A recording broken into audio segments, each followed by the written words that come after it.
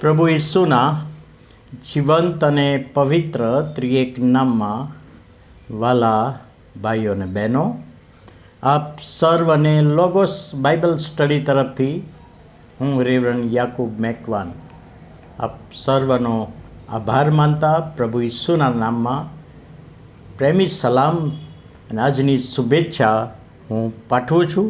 આજે 2025ના વર્ષનો 81મો દિવસ, 22મી માર્ચ 2025 અને શનિવારનો આ નવો દિવસ આપણા જીવનોમાં પ્રભુએ બતાવ્યો માટે પ્રભુનો ખૂબ આભાર માનતા પ્રભુના નામને ધન્યવાદ આપીએ છીએ. પાછળ જોવું નહીં. ખ્રિસ્તી વિશ્વાસમાં ઘણી બધી વખતે પ્રભુના વચનોમાં આપણને ચેતવણી આપવામાં આવે છે કે તમે પાછળ જોતા ના, આગળ તમે દોડો. પાઉલ પ્રેરિત પણ કહે છે કે હું આગળ દોડું છું ઇનામને વાસ્તે.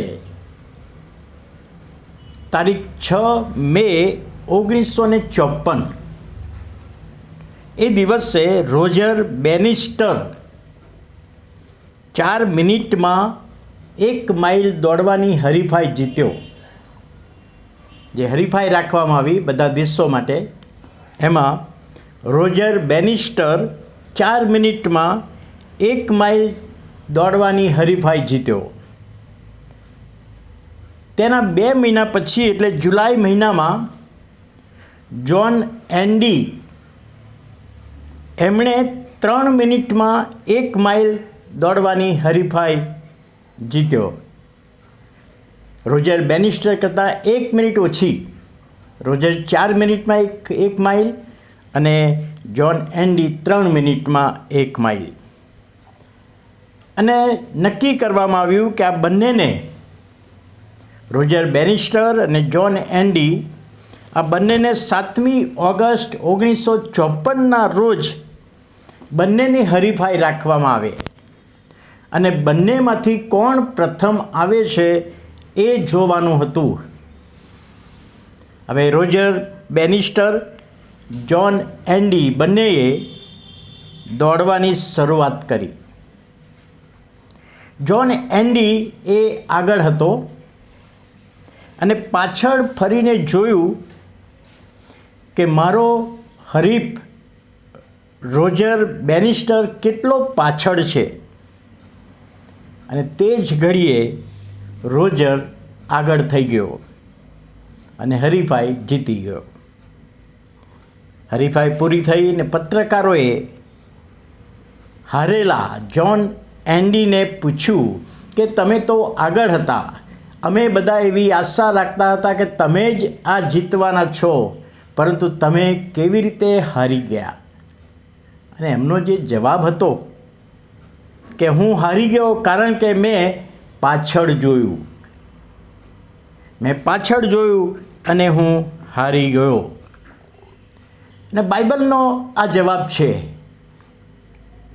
એમ દોડો કે ઇનામ તમને મળે. પાછળની બધી બાબતો ભૂલી જઈને આગળ જોઈને હું દોડું છું, પ્રભુ ઈસુ તરફ લક્ષ્ય રાખીને દોડું છું. જૂના કરારમાં લોતની પત્નીને માટે પણ આપણે વાંચીએ છીએ, આજ્ઞા આપી કે તમારે પાછળ જોવાનું નથી, અને પાછળ જોયું.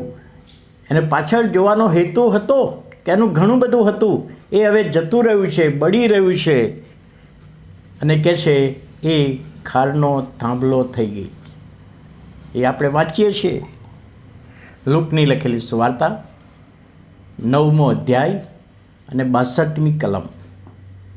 લૂક 9 અને 62. ત્યાં પ્રભુ ઈસુ ખ્રિસ્તે પણ શિષ્યોને એ જ શિક્ષણ આપ્યું કે જો કોઈ વ્યક્તિ હળ પર હાથ દીધા પછી જો પાછળ જોવે છે તો તે દેવના રાજ્યને યોગ્ય નથી. હળ પર હાથ દેવો, ખેડૂતની ભાષામાં વાત કરી. ખેડૂત જ્યારે ખેડે છે ત્યારે હળ પર પોતાનો હાથ મૂકીને હવે જ્યારે ખેડે છે ત્યારે આગળ ધ્યાન રાખે છે, પાછળ જોતો નથી. અને જો પાછળ જુએ છે તો હળ ની કોસ એ બળદને વાગી જાય, ચાસ આડા આવડા આવે, કદાચ પોતાને વાગી જાય, નુકસાન થાય. અને અહીંયા પ્રભુ ઈસુ ખ્રિસ્તે એ જ બાબત કહી કે જે હળ પર હાથ એક વખત પ્રભુ ઈસુ ખ્રિસ્ત પર વિશ્વાસ કરીને હવે ખ્રિસ્તી જીવન જીવવાની શરૂઆત કરીને જો પાછળ જોવે છે, પાછળની કંઈક બાબતો, તો કહેશે એ દેવના રાજ્યને યોગ્ય નથી. અને આ વચન દ્વારા પ્રભુ એનો આશીર્વાદ આપે, દોરવણી આપે, સહાય પૂરી પાડે. પ્રાર્થના કરીએ. વાલા પ્રભુ, અમે તમારો આભાર માનીએ છીએ, તમારા નામને ધન્યવાદ આપીએ છીએ નવા દિવસની ભેટને માટે. અને પાછળ જોવા સંબંધી તમે તમારા વચનોમાં અદ્ભુત અમને ચેતવણી પણ આપી છે. અને એ ચેતવણીને અમે ધ્યાનમાં રાખીને તમારી સાથેના સંબંધમાં રહીને આગળ વધીએ. જે ગોલ અમને મળવાનો છે, જે ઇનામ મળવાનું છે, એના માટે અમે આગળ દોડીએ, પાછળ ન જોઈએ. એ માટે પ્રભુ તમે સહાય કરો, મદદ કરો, દોરવણી આપો. ઈસુ પ્રભુના નામમાં સાંભળો, માન્ય કરો. આમેન.